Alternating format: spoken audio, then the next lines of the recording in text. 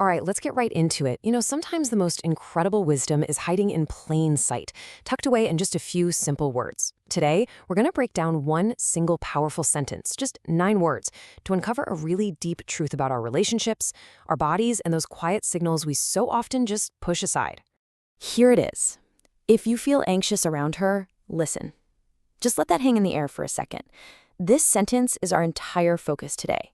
It's like a little key, suggesting that a feeling we usually try to get rid of might actually be a message we desperately need to hear. So let's unlock it, piece by piece. So, first things first, we have to talk about the core emotion here, anxiety. But what kind of anxiety are we really talking about? It's probably not what you're thinking. Yeah, when we hear that word, anxiety, our minds usually jump straight to, a disorder, a constant feeling of stress. But this quote, it's pointing to something way more specific, something happening in the moment. It's asking us to think about anxiety not as a malfunction, but as a function. And that is the absolute key right there. Let's redefine anxiety, just for a minute. Think of it as a form of communication. It's like a flare being shot up by your subconscious, your gut, your intuition, whatever you call it, that's screaming, hey, something over here is off. It's not just random noise, it's a very specific message. And this is where the whole perspective starts to flip. Because once you start seeing anxiety as a message, you can stop treating it like an enemy you need to fight and start treating it like an advisor you should probably consult. It literally becomes a form of intuition. This slide just lays it out so perfectly. On the left, you've got the common view. Anxiety is a problem, right? It's a bug in our system, just background noise we need to silence.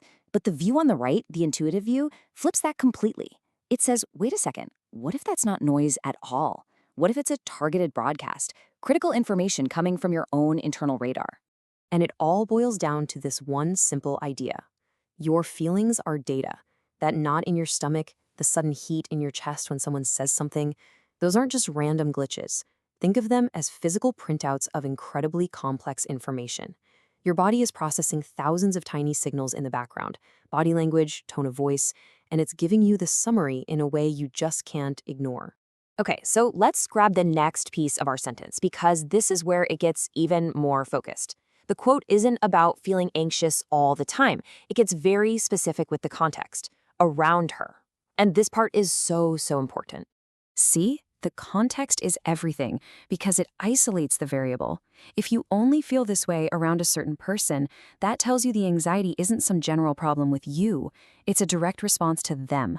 Your body is this brilliant pattern recognition machine, and it's basically flagging a dynamic here that your conscious mind might be trying to ignore or explain away. So now when we look at the quote again, the first 2 parts just click together perfectly. It's saying, if you experience this specific data point, anxiety, in this specific context around this person, then there's something you have to do. And that something is the final most important word. And the call to action is to listen. But what does that even mean? It's not about just sitting back and hearing something. Listening, in this case, is an active job. It's a process of translation, of turning that raw physical data from your body into conscious understanding. So how do we actually do that? How do we listen? Well, it's pretty straightforward. Step 1, just acknowledge the feeling. Stop trying to fight it or tell it to go away. Just say, okay, you're here, I feel you. Step 2, put on your detective hat. Get curious. Ask yourself, what just happened? What was said right before I felt this?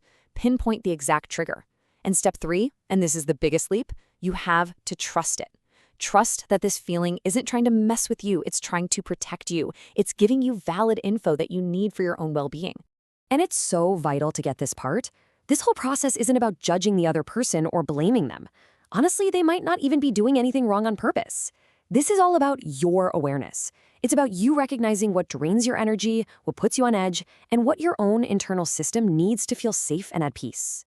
So we end up right back where we started, but now with a completely new lens. That simple sentence, if you feel anxious around her, listen, is actually a powerful guide to trusting yourself. It's an invitation to stop fighting your own alarm system and start learning its language. So the final question really isn't for me to answer. It's for you. What are your feelings telling you?